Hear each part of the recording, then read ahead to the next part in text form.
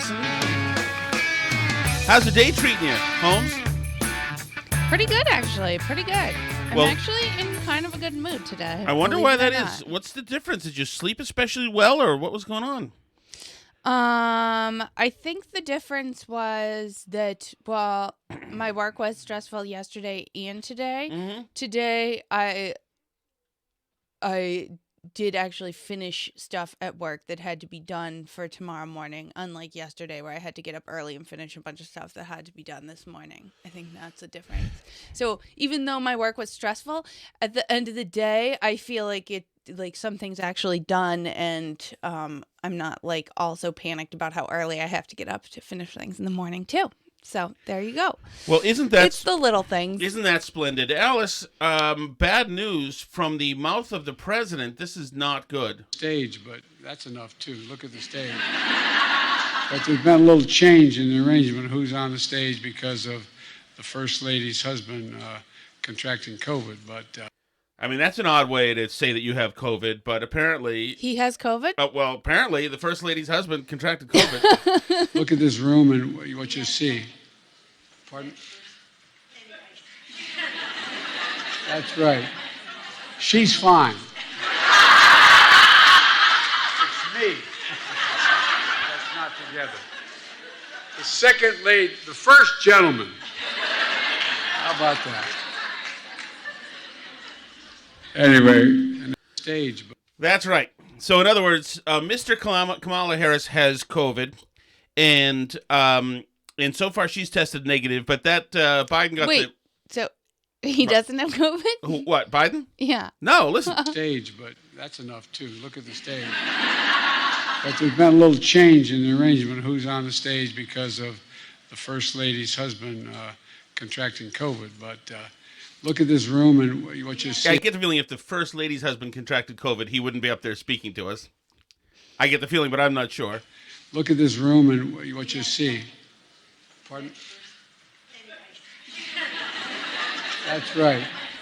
She's fine. He's now pointing to Dr. Jill. He's still not getting how he's messed up. I Me. That's not together. The second lady, the first gentleman. How about that? Isn't it the second gentleman?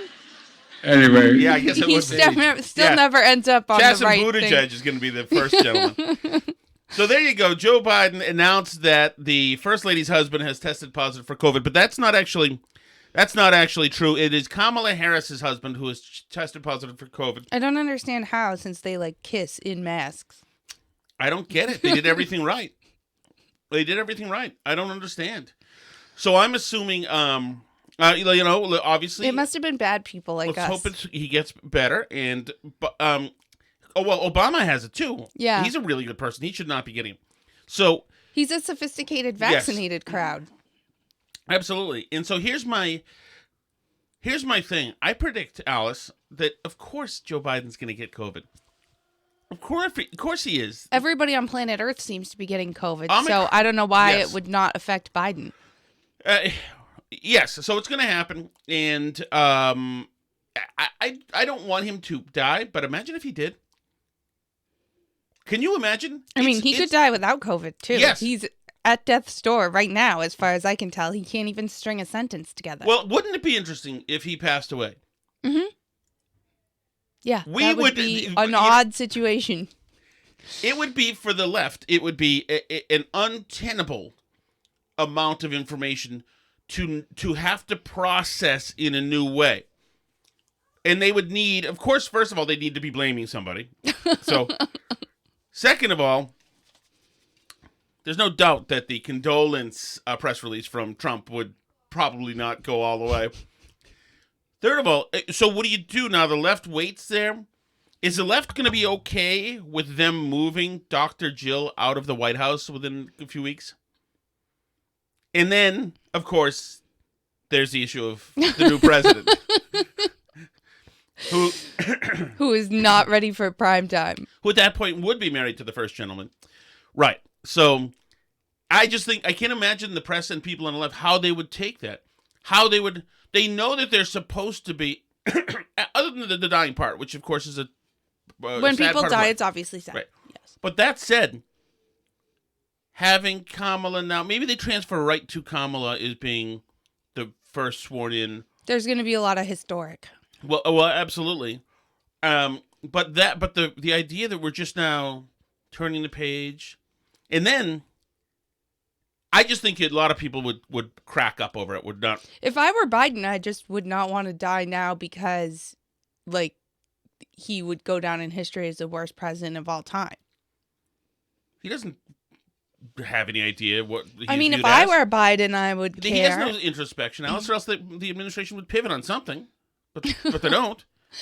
I know. Moving right along.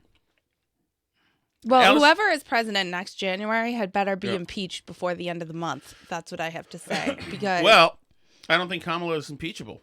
You can't be impeached for being stupid. She didn't do this stuff. Biden did as president. yeah, she did. Okay. Alice? She was claimed she was the last person in the room on Afghanistan. Oh, yeah. That's enough for me. Actually, really anything. Just pick something. And I'm for laughing about refugees in Ukraine. I don't know. You are a salty, I'm ready. broad today. I'm concerned that our country cannot take another 2.5 years of this. Yeah. No, I agree with you. I'm right there. I mean, like, look how things are right now compared to how they were a year and a half ago. And I mean, I just don't think that this is, even with COVID happening under Trump, who didn't handle COVID well, this is not like, it's about to be World War III. We've abandoned Americans as we've exited multiple countries. We're not dealing with the fact that we have massive inflation, gas prices are through the roof, dictators are running amok. Like, there's this, I don't see like how the country makes it through a full 4 years of this presidency, Biden or Harris. Well, We need to impeach down to the Republican Speaker of the House, who at least can be a placeholder until we get somebody in there who can fix things, because this is not I mean, the United States as we know it is not going to make it to 2024. I'm just being purely practical now. We have to find a reason to impeach somebody. We have to. And they're giving us plenty. Mm-hmm. Both of them are. But Alice, what about this? Mm-hmm. Biden dies, it engenders huge sympathy and enthusiasm for the legacy of Biden and Kamala, and Republicans don't blow out the Democrats this summer. And by that time, because we're a country that binge watches probably the best thing he could do for the Democratic Party thing right that's now. out there, at that point, then everybody says, "Oh, the gas prices are Putin's spike, and I'm not afraid to pay a little bit more if it helps Zelensky." And then, who knows? All right, Alice, I need to run some items by you. Okay, I'm ready. You're a lady who, when we first met, you did a lot of bikini sunbathing on my apartment roof. That's okay, fine. My question... I'll let the narrative question go. to you. Mm-hmm. The U.S. Senate passed the Sunshine... Why are you looking at your computer?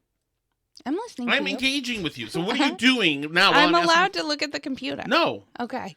The Senate passes the Sunshine Protection Act by unanimous consent, making daylight saving time permanent. What all is this? What is this move? So that we don't have to change our clocks twice a year? So they stay where they are now? Yeah. And does that give us more daylight? It doesn't. Nothing that you do with a clock changes the amount of daylight that there is. I understand. Does it give us more daylight during waking hours? It depends when you wake up and go to sleep. You are a dickhead. I have no patience for daylight savings time. I think it's stupid. I don't care what time they pick. Just pick one and stick with it. It doesn't make any difference how much daylight you have. You can wake up at a different time. That's what I don't understand. They're like, well, if we kept daylight savings time year round, kids would wait at the bus stop in the dark. Okay, so have school start at a different time then. I don't know. There's the same amount of daylight either way. It doesn't affect the amount of daylight when you change the time that it says on your clock. I disagree. Well, disagree all you want, but it doesn't change the amount of daylight. All right, so then... And I hate changing the clocks. Okay. Well, you know what I use it for, right? You remember to change your smoke alarm batteries? I make sure there's fresh batteries every year. All right, Alice, are you ready? I'm ready. Next item. Parental consent. Connecticut is looking to a new bill would require parental consent for kids to be 16 on social media. So the legislature's Children's Committee advanced a bill Tuesday afternoon requiring parental consent for kids under 16. Parents who object could ask for a social media platform to remove their kid's page. So in other words, you'd have to get parental consent to have your kids be on this social media if they're up to the age 16. Thoughts?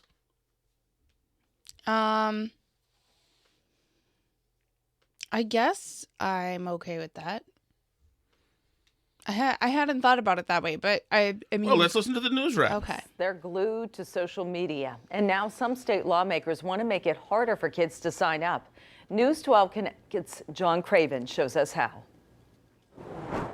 How young is too young to be on social media? I think 16 is an age where they should be allowed to go on social media. Federal law sets the sign-up age at 13, but Connecticut could go a step further, requiring parental consent until you're 16. Under this bill, parents could force a social media platform to remove their kids' pages. The app would have 10 days to comply.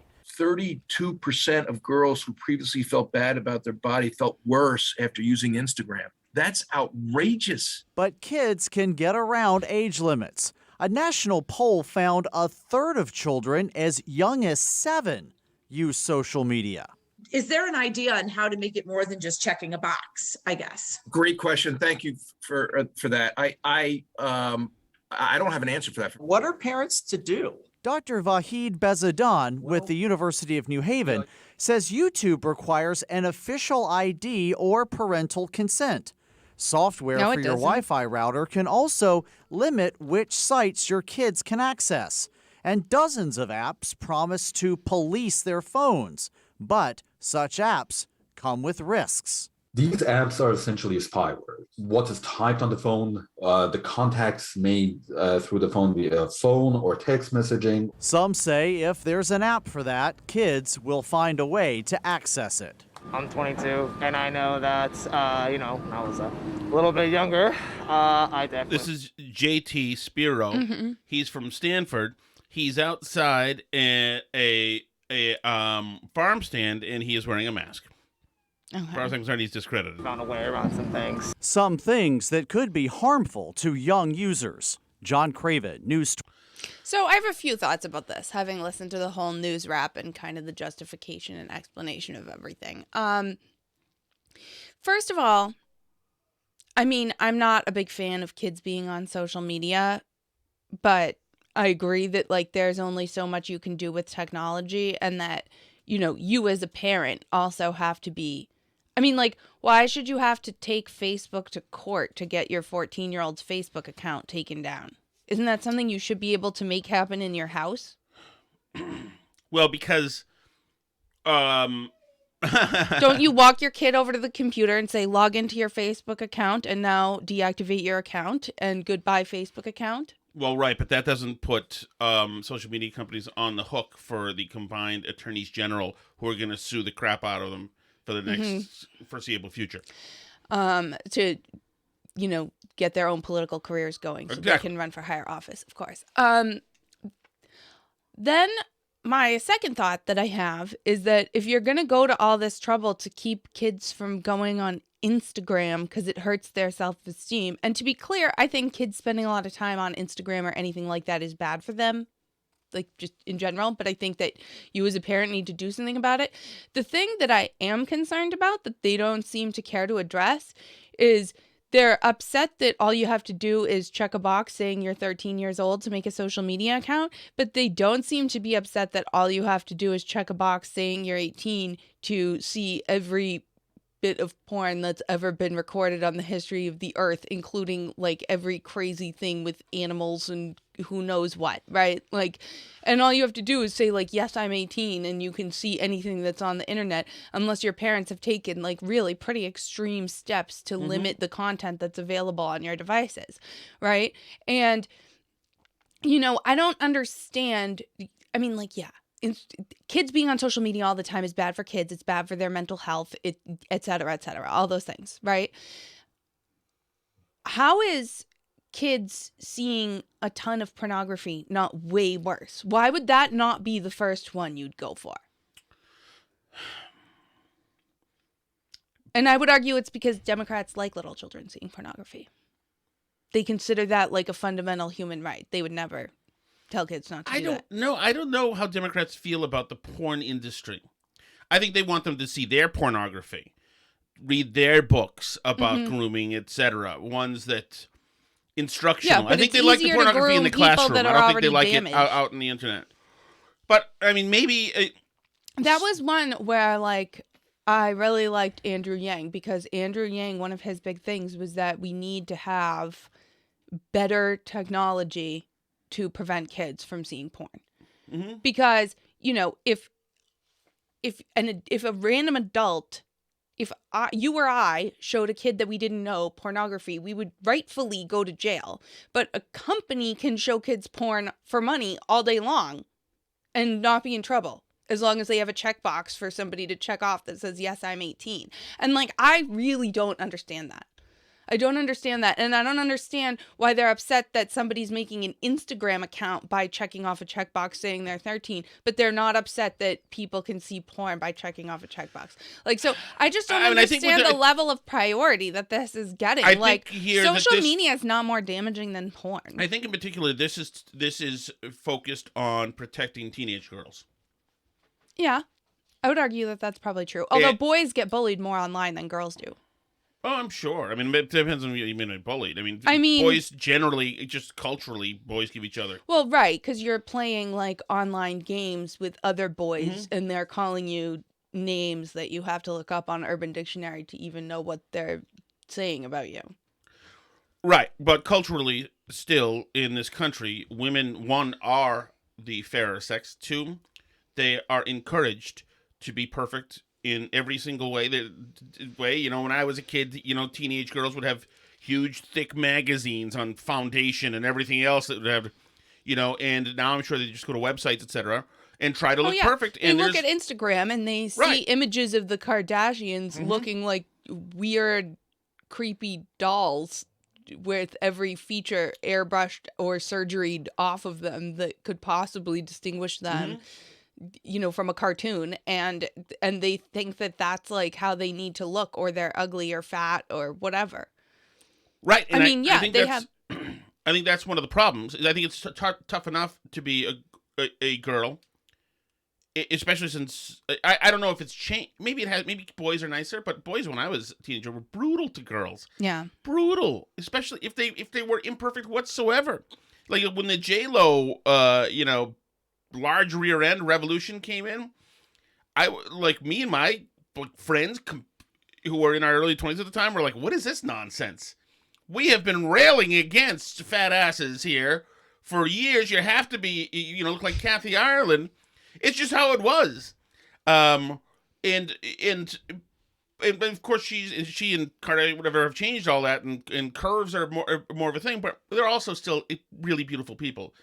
So I think that it's a crazy time to be a human being as a teenager. I think it's just crazy to be a girl having this beauty standard stuff, especially if you're whole. I mean, you know, if you've got a tight knit family and you're family centric and maybe even religious centric, and you've got a value system that's rock solid. I think there's a bit easier defense against this stuff, right? Because your validation and does not come from likes on Instagram from your fake duck-faced selfie picture. Yeah, it's funny you say that, because I know somebody who's religious who has a bunch of kids, 6 of them, they're now older, but they're all like very wholesome kids. And I asked her one time, like, how are all your kids like so wholesome and good and like don't do anything bad? And she said, you know, I just try and fill up their lives with so much good stuff that they don't have room for anything that's bad. And I think there's like a lot of truth and power to that as a concept. Right. I can certainly see that, and I think I know the same people. Who we at one point lived in proximity of. Yeah, that is a very good testament to those people. They all did sports. They were all really tall. They were first generation Americans, I think. The dad was born. Was he overseas? Oh, And the mom grew up in Chicago. Right. Okay. But and it's interesting because that's a very handsome family. The whole family's good looking. Yeah. So I wonder if that would matter. I guess maybe that's the point, is that that's not where the value system is for the family. Right. It just so happens that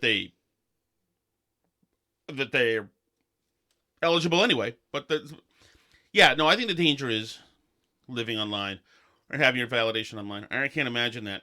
I mean, right.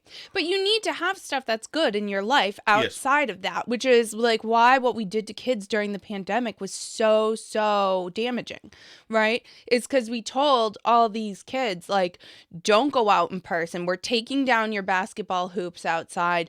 We're putting caution tape around the playgrounds. We're keeping you all from seeing your friends for literally, in some cases, years in some parts of the country. Kids did not go back to school for over a year. And it's just to take all that away from kids and then force them to live out their lives in this online toxic fake environment for like major formative years of their lives, right? It's incredibly psychologically damaging. Now, I'm not going to sit here and like make some case. I mean, you know, people love to say kids are resilient, and it's true, right? Like, I think that this is a fixable problem. I think that parents can fix this. I think that society can fix this. But I think it's inexcusable what we did to kids for no reason whatsoever. Like, we know this online stuff is damaging. We know that real relationships with flesh and blood people in real life are much more fulfilling and much more psychologically healthy than online relationships. Like, this is not... It's not, Zoom class is not a replacement, right? It doesn't have the same psychological impact on you to see somebody on Zoom that it does to see them in person.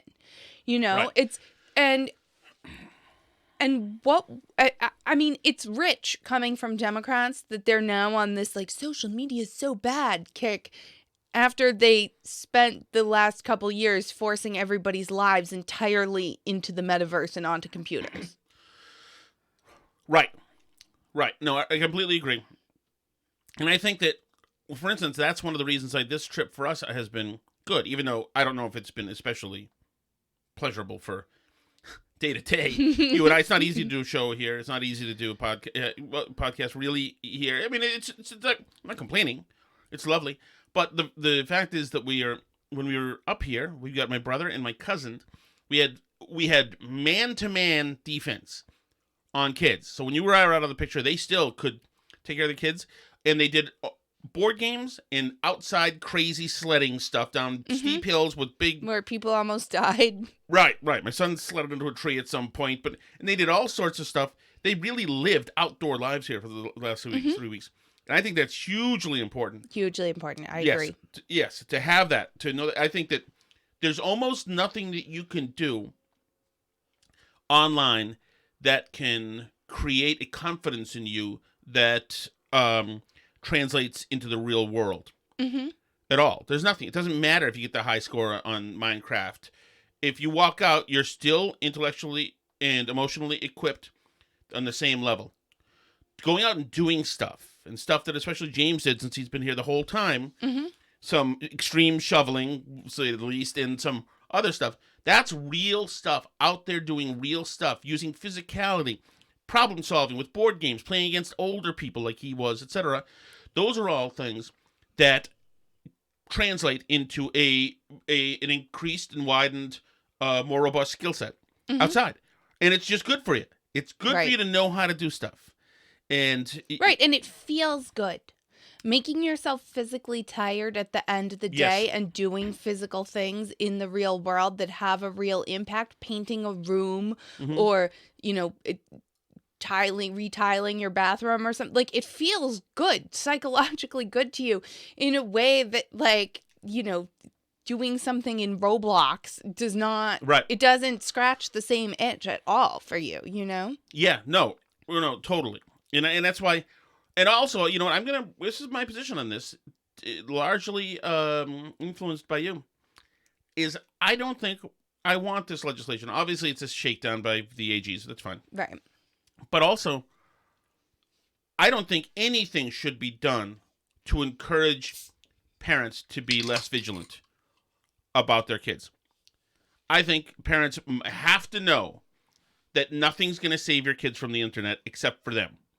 Right. And like I say, like, if it gets to the point where you're having to go to court to get rid of your kid's Facebook account, if it's harming them somehow, then you're not in control of your own home life anyway. Right. Like, if you have a 14-year-old that you don't have enough control over in the world to get them to delete their Facebook account, then, like, you know, you're already off the rails of having enough influence in your kid's life. Right. Right? Like, that's not even a question to me. Like, and we have younger kids, obviously, so we haven't faced those particular demons. So, you know, in some No, but we know what it's sense, like. We know what it's like to fall on our face for a week, to have a sucky week, where the kids, where we've been too busy to effectively steward the kids, like school-wise or project-wise or work-wise or house-cleaning-wise, etc. Right. No, that's true. But I do think that I'm falling a little bit into the category of, like, being an expert at parenting teenagers when I've never been a parent of a teenager. Mm-hmm. But I do think that, like, that it shouldn't be getting to the point of, like, needing a law to make your kid's Facebook account go away, because, like, hopefully you have enough of a relationship with your kid and enough knowledge of their life and influence over them that, you know, that's something you can talk about and work out with them without needing to, like, take Facebook to court to delete the account. Right. Like, I mean, that just seems crazy to me that we would need that as a society. All right, Alice, this is a new subject. You ready? Okay. Don't look at your computer every time I say a new subject. I'm allowed to look at my computer. No. Well, you might ask me to fill, so I have to be ready with something. Things could happen anytime. Phil is top of mind, Alice. I have possession of you. So, all right. Theater goer walked out of Rent because the show was about gays. So apparently this guy was seeing the theater, the play Rent, and this is in probably this is such as a clicky, spammy article that the meat is way down in the thing, even though it's in Newsweek. All the cast and the productions, as a theater company, we purposely chose Rent to give a voice to the LGBT community. A statement from Rent about a horrible incident during our matinee performance. I didn't know it was a horrible incident.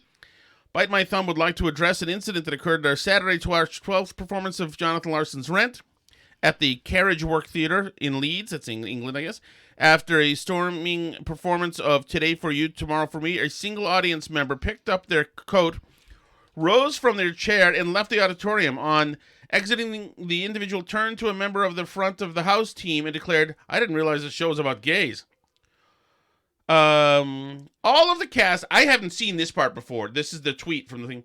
All of the cast, creatives, and backstage crew of the production were utterly disgusted to hear about this display of small-minded ignorance.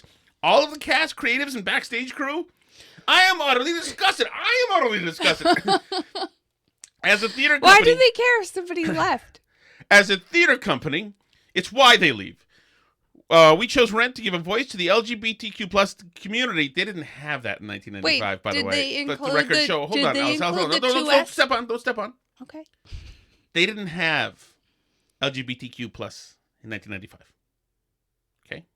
Okay. Did they have two IAS? Because No. they forgot the two SIA. Is that the Two Spirits? Two-spirit, intersex, and asexual. It's in a bid to take a single individual's hate and create something positive from it. The theater will be taking a percentage of that performance, box office, LGBTQ plus charity that will be decided. Wait, did this even happen? Because now I'm beginning to wonder if this even happened, that this person walked out of the show. It makes for a great press release for them. wow, they're making something special, a positive out of it. It sounds to me like somebody just didn't like the show and left. But I don't know how you don't know that musical theater in general and Rent in particular is full of gays. But I don't know that there's too many gays in musical theater, Alice. I would be a little bit surprised. I tell you, if I went to a performance and sniffed that out, I would walk right out. I'd like my money back, sir. I mean, but so I mean, I'm starting to obviously, think I don't that know this, how that that happens. this rendition of La Cage aux Folles has a certain tilt to it, and I'm not sure I like it so much. Must be the wokeness creeping in. But like, I don't know how you don't know that going in, but okay, so you didn't know that going in somehow, and it sounds like a person just left who didn't like the show, which is like allowed. Isn't it allowed? Did he think it was I mean, about it like used to be allowed too, not to like the Red Panda movie too. Did he think it was about a landlord's journey or something? Oh, sounds interesting. How do you collect rent? What constitutes untimely? What are reasonable rents? I'd like to see a performance on that. Wait a second. That lady's a fella. Well, there you go. I'll be talking about that tomorrow. I didn't know that it was that good. Which brings me, Alice, to entry-level slacking creep. Have you heard of mission creep? Yes, I've heard of mission creep. Entry-level slacking creep. It's something that happens when you've got an entry-level job and you've had it for too long and you get bored by your job, so you just get more extreme. So, for instance, I'm going to take you down to... I should put a picture of locals up there's pictures that a friend of mine on Facebook sent me from 1995. I'm going to put a picture up of Tom Shattuck with my Marriott blue valet shirt on. Did you see those pictures? Is this the ones I posted the other day? Oh, did you post them? No, like a while ago from your old boss. Yeah. And I said, love this guy because you were cute. Yeah, but you posted them? I posted one on Twitter. Okay, well, so I'll post them again. You would have seen a handsome young Tom Shattuck, a brief window of handsomeness, 1995. Hanging out in the hotel lobby. I was a valet waiting to valet a car. So when somebody says they need a car, they call down and say, Mr. Adler needs his car, and I forgot how we categorize it, but all the keys are hanging on a hook. So you go to the key thing on a hook and then grab the key, run through the parking lot, which was great. I loved the sprinting that I did back then because I sweated. Anyway, a lot, and I lost a lot of weight. It was great. So anyway, you run and you grab the car, you put the key card into the thing to get out of this locked area of the garage. Yeah. And then you drive around, etc. So after a while, you get bored. So after a while, and sometimes in Cambridge, I'd be in traffic or this or that. But there was a time when everybody, you get bored and you get audacious. Yeah. And so, can I help you? What are you looking at? You get bored and you get audacious. Okay, yes. Okay. I'm talking over here. Get bored and It's audacious. a lot of work. It's not. You just have to look at the person who's talking. So most people are listening to audio only, so they can't see if I'm looking at you or not. So just pretend I'm looking well, at you. I'm trying to actually have a conversation with a human being. Alice. Okay. Jesus. Vacuous yacht bunny. What? I'm going to look at myself for a second. Oh my God, I look good in this. That's not what I'm looking angle. at. I'm looking at show topics. I look hot. Okay. Okay. So anyway, after a while, you get so bored. First thing that I did as a valet, and all of us did, eventually, it's driving these Altimas or whatever they are around the garage. After a while, you say, F it, and you start to fly, gun it through the garage, because you get bored, why not? We used to have a security guy yell at us all the time, but I didn't care, and I'd get out into Cambridge Street or wherever it was, or Mass Avenue, and fly. But the other thing was that, remember, you're valeting, it's 100 cars a day or whatever it is. You're grabbing the cars. Everybody at that time had the Rent soundtrack on CD. 5,000, 2,800, Exactly. 600 minutes. So what I would whatever do it is if anybody, it could reliably be counted on that the Rent soundtrack was in there somewhere. And so I would just change the song to go over to that. To the Rent. Now, if I saw that they had the Rent CD and it wasn't Was this the era of everybody having CD changers in their car? This is right at the beginning. I would put the Rent CD in. And go to that song, which I loved. I thought it was cool. So you would I didn't know it was, their, I didn't know it book was a of gay CDs. thing, of course, by the way. You're a musical theater guy. So here's the other thing, is that, or I would go and or just change the radio station. Because I was a talk radio guy, so if they had music on in some rental car and they didn't have a CD, I'd be like, screw this, I'll just put it on the radio. And after a while, you'd stop even, you don't even think it's wrong. Turn it back. I just gave them the car with my station. You know? Mm-hmm. I'd obviously tampered with the station, taken liberties, put their Rent CD in or whatever, and people generally don't know what to say when you do that. But that's what's called entry-level job creep, when you start taking liberties. And then we started to just use the rental cars to go get beer. So we take the rental cars that people had. We know they check in at 6 p.m., whatever, and they had the rental cars. We worked till 11, so we needed somebody to do a beer run. So they'd go in, they'd get brought up to the stairs by Bellman, and we'd take the car and go over the Longfellow Bridge, go to the Packy in Boston, and then turn around. And then there was one time where somebody did somebody a solid. One of our valets, and this is like, it becomes Lord of the Flies. One of us, somebody needed a ride somewhere, and some ride program, some shuttle didn't show up, whatever. So the valet took the rental car, found a rental car down in where the cars are, said, okay, don't worry, we'll give you a ride. Probably it was a bellman or something who thought, okay, this guy will take care of me if he sees him going above and beyond. He goes away with the car. Then the guy guy came down with a valet ticket for a car. That was not there. The car was not there. Exactly.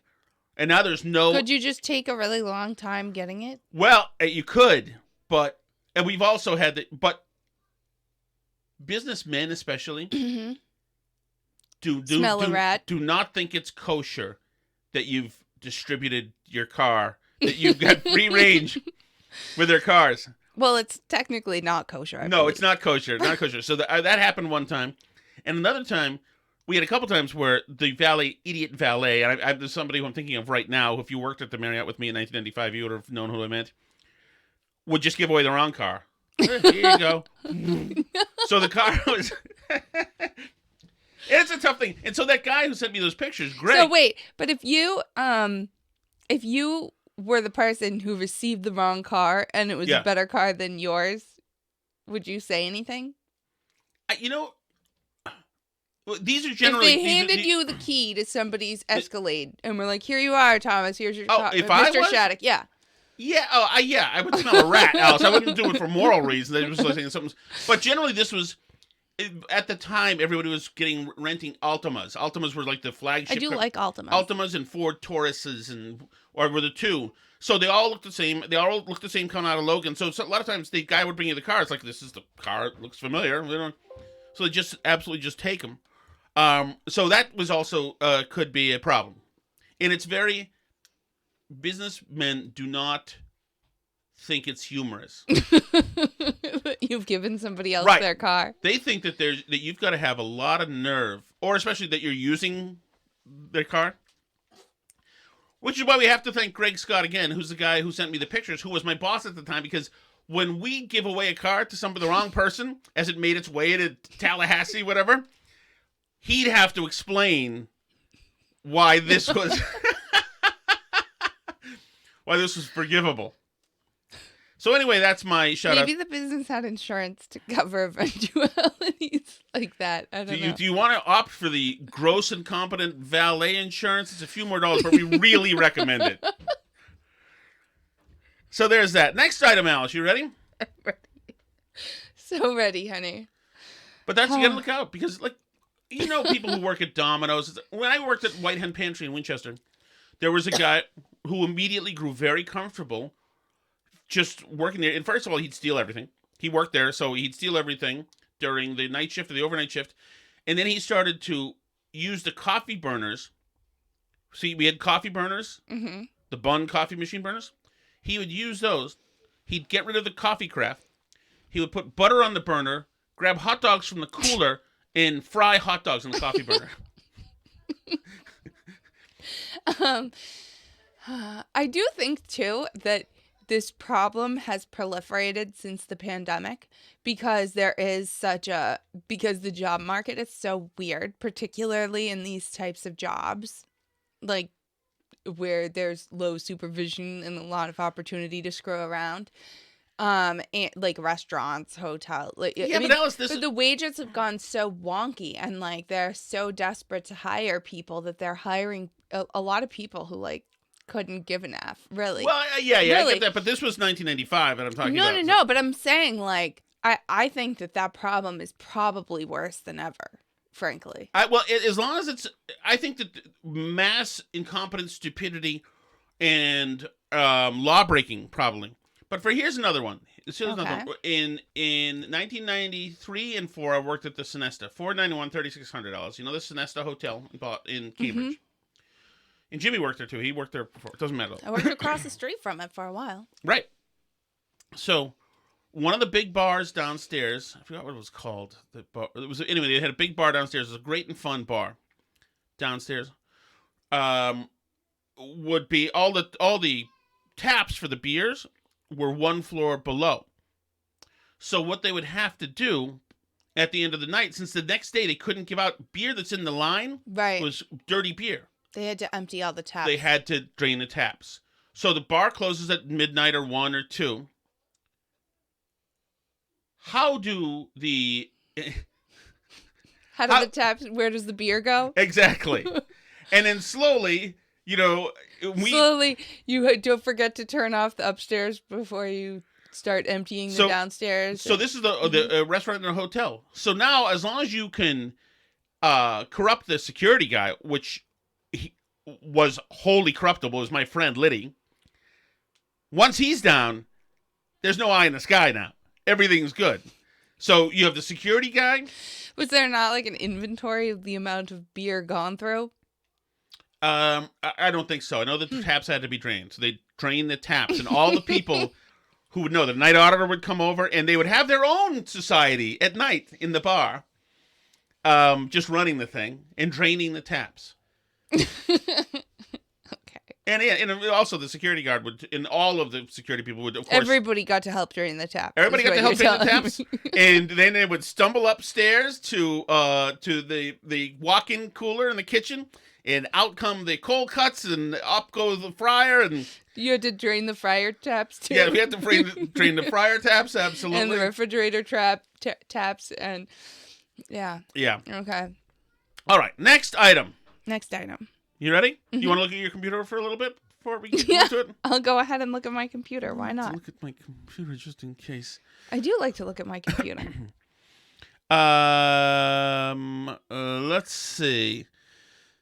Did you send that Alexander Chalupa thing saying Tucker Carlson needs to be tried at The Hague as a disinformation agent? Yes, I did send you that. Okay.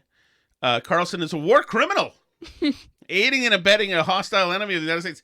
You're allowed to say your opinion in this country about other countries. That's an attorney, by the way, with great. Hundreds of thousands of followers. That's great. Thinks that Tucker Carlson needs to be tried at The Hague. Oh, did you see the line about you? Somebody suggesting, after I tweeted out the Dick Van Dyke article, that it says Dick Van Dyke, A96, feared fans would think his wife, 50, was a gold digger. Fatness Neverlean, whose pronouns are thick, juicy, says, this is how I feel about the A Train. Hope there's an airtight prenup, T-Bone. To me. Fatness has said stuff like that before. Well, I hope there is, too. On Twitter. I don't feel very secure in all this stuff. So we didn't really talk about Ukraine, but that's fine because it's the same old. I mean, but wait, I want to go back to that for a second, to the Dick Van Dyke gold digger thing, because obviously you're in love with, I don't understand. It's not just being a gold digger. Who wouldn't be in love with Dick Van Dyke? Mm-hmm. I completely agree with you. I think they're really in love. I think they're really a couple. Everyone would love to be married to Dick Van Dyke. People are so... Dick Van Dyke is awesome. People are so... They imagine, she can't really be in love with him. She'd more likely be in love with me because of all that I have. People are petty that way. But no, I also think Melania Trump loves Donald Trump. I think she saw him and she said, she comes from a hellhole country, Kazakhstan, whatever. And I think that she said she was somebody who got her ticket to come to the U.S. That's not strictly true. Isn't she from like Slovenia? Yeah. What's up? Okay, that's not a hellhole country. Yes, it sounds like it is. Second world. Let's go with second world. Okay. I think Trump would have a different word for it, but fine. But anyway, and I think she saw him and thought, this is the kind of guy I want to be with. He's indefatigable. He's probably funny as heck. Absolutely. He's a fun hang. You never know what's going to happen when you're around him. My God, she was just living in Washington, D.C. for 4 years because this guy had pulled off the impossible against the biggest American political dynasty in the last 50 years. Mm-hmm. And he's, there's plenty to like about the guy. I think I generally agree with you. Like Ed McMahon, he had a much younger wife too, and people are like, oh, no, there's no way she really loves him. I'm sorry, there are some exceptions. I think. Well, I mean, I think that certainly, I think that money helps. Like women like to be with people who are financially stable. But who was that buxom blonde who was with the Texas oil man? Oh, I know who you mean. Yeah. I mean, he was like. Was it Nicole? He was pretty. Yeah, Nicole. Yeah. He was pretty much dead in a wheelchair. Well, yeah, that's like a gold digger. I don't fully understand but also, I actually have no problem with that.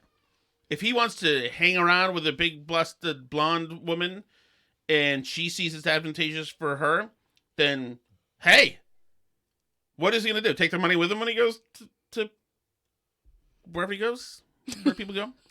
All right, we good? Would you like to say more? You've been looking at your computer a lot, so I know that you've got. I'm not looking at my computer. I'm talking to you. But this is the problem, is that if I say something, I'm the step-on wife. But if I don't sit at rapt attention, hanging on to your every word, then I'm also causing a problem in the show. So it's like I'm not allowed to talk back to you and respond to what you say. But no, you're allowed to talk back, but you're the step-on wife. You know? You just want an audience member for the podcast to sit here and absorb all the stuff you're saying so you can see how it's coming across. You don't want a co-host. You just want an especially attentive audience in the room with you so you can see how it's going as you perform for me. Exactly. But you are storming out of the musical because it's suddenly gay because you're bored with what I'm saying. And all of us were absolutely appalled at what you did. Can I play the song now? You can play the song. Thank you so much, everybody, for listening. You can find us on Twitter at Burn Barrel Pod. You can find us on Facebook.com/Burn Barrel Podcast. We are also at burnbarrelpodcast.com. There's links there to like all the different podcast apps if you like to listen on there. We're also on YouTube. We're on Rumble. If you like to watch the videos of Tom yelling at me. And you can email us burnbarrelpodcast@gmail.com.